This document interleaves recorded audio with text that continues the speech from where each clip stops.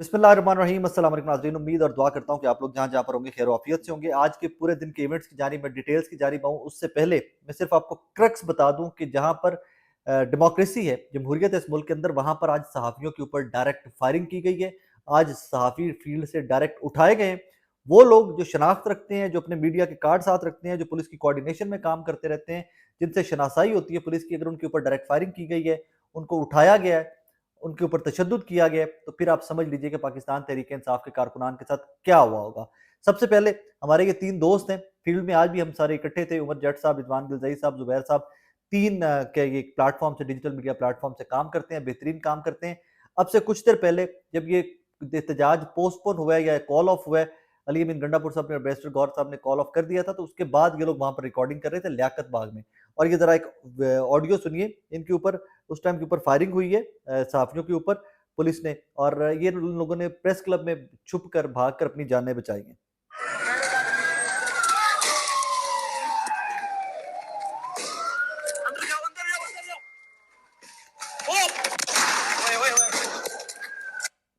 मैं ये साथ फुटेज लगा दूंगा, सिर्फ आपको ऑडियो यहाँ सुनाई था, ये फुटेज भी मैं साथ लगा दूंगा। ये तो रिजवान गिलज़ई साहब, ज़ुबैर साहब और जो बाकी हमारे पास तमाम सहाफ़ी वहाँ पर मौजूद थे, ज़ुबैर साहब और बाकी बहुत सारे हमारे और कलीग वहाँ पर मौजूद थे। ये डायरेक्ट फायरिंग उनके ऊपर की गई है और इन लोगों ने लियाकत बाग के बिल्कुल साथ पिंडी प्रेस क्लब है, ये भागकर पिंडी प्रेस क्लब में एंटर होकर इन लोगों ने जानें बचाई हैं। हैदर शिराजी साहब जियो टेलीविजन के रिपोर्टर है, उनको उठाया गया, उनको एक बार तशद्दुद का निशाना बनाया गया, गिरफ्तार किया गया। इकराम साहब जीएनएन के रिपोर्टर हैं, उनको उठाया गया, उनको गिरफ्तार किया गया। समी इब्राहिम साहब बहुत सीनियर सहाफ़ी हैं, उनको गिरफ्तार किया गया। सिर्फ ये आज के दिन के कुछ इवेंट्स मैंने सहाफ़ियों के आपके लिए इसलिए सामने रखे हैं कि यार हमारे पास मीडिया का कार्ड होता है, हमें इजाज़त होती है कि हम कोई भी इवेंट हो रहा होता है हम उसकी कवरेज कर सकते हैं, यूदो के यूथ के अंदर रहकर ऑब्वियसली।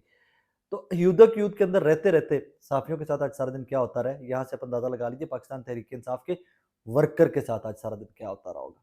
अब आगे चलते हैं। सुबह जब हम लोग निकले हैं घर से, फैज़ाबाद से लियाकत बाग पहुँचने तक 7 डिफरेंट मकामात थे जहाँ पर कंटेनर लगाए गए थे, आते भी जाते भी। बिल्कुल ज़ीरो एक्सेस थी, ज़ीरो रास्ते थे, बिल्कुल सब कुछ बंद किया गया था। हम लोगों ने रात भी पता था कि ये हालात वाक़यात होंगे सुबह, तो हमने रात भी मोटर बाइक्स अरेंज कर ली थी, हम लोग मोटर बाइकों के ऊपर गए। पहुँच गए, कहीं से घसीटते-घसूटते, कहीं से उठा के मोटर बाइक इधर रखनी, कहीं आगे जो लोग फँसे होते थे उनकी मोटर बाइक उठानी ताकि ये निकलेंगे तो पीछे पीछे हम भी निकल जाएँगे। पहुँच गए हम लोग लियाकत बाग। लियाकत बाग पहुँचे तो तब कोई इवेंट नहीं था, सच कुछ गिरफ्तारियाँ चल रही थी। जो वो गलियाँ खुलती हैं मरी रोड के ऊपर लियाकत बाग के बिल्कुल साथ, उनमें से नौजवान निकलते थे, बच्चे निकलते थे, खवातीन निकलती थी, आते थे, नारेबाज़ी करते थे, उनमें वापस छुप जाते थे। फिर कुछ साढ़े 3-4 बजे के करीब तशद्दुद का या पुरतशद्दुद वाक़यात का आगाज़ होता है। शेलिंग स्टार्ट होती है और फिर वो इस कदर शेलिंग होती है कि चारों तरफ साँस आना, सहाफ़ी क्या पुलिस भी खुद जो है उनको साँस आना बंद हो गया हुआ था। पुलिस के आँखों में पानी निकल रहा है और वो सारा, क्योंकि कौन से प्रोटेक्टिव गियर यहाँ पर बहुत ज़्यादा वो ये किट्स हैं जो प्रोवाइड की जाती हैं पुलिस को भी या सहाफ़ियों को भी या जो बाकी जो फ़ील्ड में काम करने वाले हैं। बस अल्लाह के आसरे हम सारे काम कर रहे होते हैं। तो फिर जनाब पुलिस ने तड़-तड़ शेलिंग स्टार्ट कर दी है। इसी इसना में नॉट टू फॉरगेट साथ-साथ खवातीन की गिरफ्तारियाँ भी होती रही हैं, मर्दों की गिरफ्तारियाँ भी होती रही हैं, नौजवानों की गिरफ्तारियाँ भी होती रही हैं। गिरफ्तार करते थे, लियाकत बाग का वो जो चौक है उसके पीछे पुलिस खड़ी होती थी, पीछे पुलिस वैन खड़ी होती थी, वैन में बिठाते थे, वहाँ से शिफ्ट कर दिया जाता था। अब इसके बाद हमने भी कुछ देखा कि मैं कुछ कोई 3-4 घंटे तो वहाँ पर लियाकत बाग वाले चौक में काम किया। फिर मुझे था कि पीछे जो कंपनी ब चौक है और वारिस खान चौक है, वहाँ पर जाकर देखा जाए, वहाँ पर क्या हालात व वाक़यात। वहाँ एक बिल्डिंग ढूँढी मैंने और वसीम मलिक साहब ने, उस बिल्डिंग की छत पे गए कि वहाँ से नीचे सब नज़र आ रहा था। तो जो कंपनी चौक था उसके तो चारों सड़कें जो हैं, नीचे वो जो अंडरपास है और जो ऊपर से सड़क गुज़र रही है, चारों तरफ शदीद शेलिंग की जा रही थी। जितना मतलब कहा जाए ना, जिस तरफ होता था वो शेलिंग गन थी जो टियर गैस फायर करती थी, तड़ हो रही थी वो, चारों तरफ वो शेलिंग हो रही थी।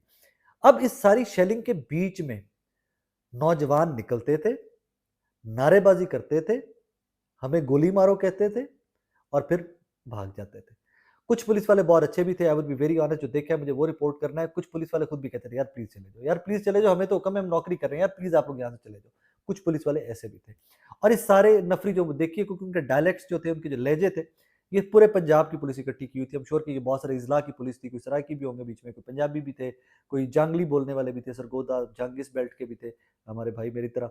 तो ये डिफरेंट डायलेक्ट्स के लोग थे जो पुलिस के आज वहाँ पर काम कर रहे थे। अच्छा जी, इस सारे इस्ना के अंदर ये मामलात चलते रहे। मैं सिर्फ एक चीज़ देखना चाहता था कि जो वर्कर निकलना स्टार्ट हुआ है, ये कहाँ पे इकट्ठा होता है, कहाँ पे निकल रहा है, बिकॉज़ इतनी ज़्यादा तादाद में पुलिस है। पुलिस इनको गिरफ्तारियाँ भी कर रही है, बट फिर भी ये वर्कर निकलते जा रहे हैं, निकलते जा रहे हैं। मरी रोड से थोड़ा आप जाते हैं जब लियाकत बाग की तरफ, तो आगे कब्रिस्तान आता है, लेफ्ट साइड के ऊपर। मुझे उस कब्रिस्तान का पता नहीं, since I am not local, तो मुझे बहुत सारी जगहों का नाम नहीं आते। एक कब्रिस्तान आता है, उस कब्रिस्तान के पीछे जो गलियाँ हैं, उन गलियों में जब टीयर गैस वहाँ से मरी रोड से फेंकी जाती थी, लियाकत बाग वाली रोड से फेंकी जाती थी, कब्रिस्तान में से आगे आकर टीयर गैस कितनी रेंज थी, वहाँ तक गिरती थी। तो फिर जब मैं उन गलियों में घुसे हैं, मैं और वसीम मलिक साहब और कुछ और हमारे दोस्त जर्नलिस्ट थे, गुराया साहब और हम सब घुसे हैं, तो हम उन गलियों में जाकर देखना स्टार्ट हो गया कि लोग क्या कर रहे हैं, कहाँ से निकलते हैं, ऑल दैट। उन गलियों में ये लोग जो पाकिस्तान तहरीक इंसाफ के नौजवान थे, ये जाते थे, पानी फेंकते थे आंखों के ऊपर, नमक वो रखते थे जुबान के ऊपर, और वापस फिर ये आगे आकर आगे नारेबाजी और एजिटेशन जो है स्टार्ट हो जाती। सम टाइम मुझे ये लगा कि ये 9 मई वाला कोई इवेंट ना हो जाए, बिकॉज इस कदर नौजवान चार्ज थे, इस कदर वो गुस्से में थे कि मुझे कुछ टाइम के लिए मुझे लगा कि अल्लाह कभी ना करे, अल्लाह कभी ना करे कोई इस तरह का इंसिडेंट ना हो जाए। लेकिन केयरफुली रहते हुए हम भी वो सारा इवेंट कवर करते रहे। जितनी मज़ामत क्या आप कह सकते हैं ना, उतनी मज़ामत आज तहरीक इंसाफ के वर्कर ने दिखाई है। बुजुर्ग ने दिखाई है, खवातीन ने दिखाई है, बच्चों ने दिखाई है, नौजवानों ने दिखाई है। और दो चीज़ें मैं बार बार रिपोर्ट करूंगा, मैं वो नहीं भूलूंगा आज के इवेंट में से। एक तो एम्बुलेंस, मैंने पिछले ब्लॉग में रिपोर्ट किया कि एक एम्बुलेंस फंसी हुई थी, वो एंड में आके अपने शोर शोर मचा के उसको कंटेनर हटवा के निकलवा दिया। एक और बड़ा अनफॉर्चुनेट सा इंसिडेंट था, बहुत खुशी का मौका था, किसी की बहन बेटी की शादी होती है तो इससे खुशी का मौका उस घर के लिए क्या होता है, किसी के घर का बहुत खुशी का मौका था, और उस खुशी के मौके के ऊपर बिल्कुल मरी रोड के ऊपर गली का जो कॉर्नर वाला घर था वो किसी घर का था, और उनकी बच्ची की शादी थी। कंपनी चौक जो है, उस चौक में थोड़ा सा आगे जाए लेफ्ट साइड के ऊपर कॉर्नर वाला घर था, उस घर की शादी थी किसी बच्ची की। और वो बच्ची अपनी दुल्हन वाला लिबास पहने हुए, और बाकी खवातीन तैयार और मर्द हज़रात जो थे, बच्चे जो थे वो तैयार हुए हुए, वहाँ से हमने रिक्वेस्ट की पुलिस को, और पुलिस ने मेहरबानी की और पुलिस ने कहा जी आप लोग गुजर के यहाँ से आगे चले गए। मतलब इस हद तक कॉर्डन ऑफ किया हुआ था तमाम एरियाज़ को, इस हद तक मैसूर थे लोग कि जिनकी शादी थी घर के अंदर, वो भी शादी हाल तक नहीं पहुँच रहे थे। तो वो बच्चियाँ बहनें हमारी बेटियाँ जो है वो तैयार श्यार हुई हुई थी, बच्चे तैयार हुए हुए थे, तो फिर उसी तरह वो कपड़े उन्हीं लिबासों के अंदर मलबूस वो पैदल चलकर, तो सामने कोई शादी हाल था, आगे फिर रिक्शे पे बैठे होंगे या बाइक पे बैठे होंगे या गाड़ियाँ होंगी आगे, जो भी उन्होंने बंदोबस्त किया होगा। सो ये कुछ इस इवेंट्स होते हैं कुछ इस तरह के, सारी ज़िंदगी याद रहते हैं। सो मुझे ये इवेंट, दो जो एम्बुलेंस वाला और ये बच्ची की शादी वाला जो, या इस खानदान में जो शादी में पहुँचना था एक्सक्यूज़ मी, ये इवेंट मुझे सारी ज़िंदगी इस 28 सितंबर को लेकर याद रहेगा। इसमें पुरतशद्दुद वाक़यात हुए हैं, बिल्कुल हुए हैं। पुलिस की जानिब से भी टॉर्चर किया गया, लाठियाँ मारी गई हैं। आगे से जो नौजवान थे, उनकी जानिब से भी पथराव किया गया, बिल्कुल किया गया है। लेकिन बदकिस्मती की बात ये देखिए, मैं इस एक चीज़ का सवाल का जवाब मुझे बार-बार नहीं मिल रहा कि क्या इस मुल्क के अंदर जमहूरियत नहीं है? क्या इस मुल्क के अंदर एहतजाज की इजाज़त नहीं है? 144 लगी हुई, ठीक है, आज भी मैं 8 बजे वापस आ गया था दफ्तर, स्टूडियो मेरा शो था। तो शो के अंदर भी नासिर भट्ट साहब सेनेटर हैं पीएम एलन के, वो फरमा रहे थे यार इन्होंने करना ही नहीं था, वो आया गंडापुर चला गया वापस एंड ऑल दैट। एक तरफ आप एनओसी नहीं देते हो, एक तरफ आप कहते हो इन्होंने एहतजाज करना ही नहीं, ये ड्रामे करते हैं, इनके बस बंदे नहीं है। एक तरफ जब वो निकल आते हैं तो आप उनके ऊपर डायरेक्टली वो टीयर गैस और वो रबर बुलेट्स फायर करते हो लोगों के ऊपर। यार ये किस किस्म की जमहूरियत है? I am very sorry to say that. और फिर मुझे बार बार दुख एक चीज़ का होता है कि ये मामलात रुक नहीं रहे, ये आगे चले जा रहे हैं, आगे चले जा रहे हैं। आज ये तहरीके इंसाफ है, कल को पीएमएलएन ने होना है, परसों पीपल्स पार्टी ने होना है, फिर जमात इस्लामी ने आना है, फिर जेयूआईएफ ने आना है, फिर एमक्यूएम ने आना है, सब ने इस फेज में से गुजरना है। एक ही दफ़ा बैठकर डिसाइड क्यों नहीं कर लेते यार कि इस मुल्क को, अवाम को किस तरह चलना है भाई? ऐसे मामलात नहीं चल सकते। बहरहाल एक बड़ा सैड सा डे था, I would be very honest. मतलब इस तरह के इवेंट्स जो है मैं थक गया हूँ यार रिपोर्ट कर करके, बाकायदा थक गया हूँ।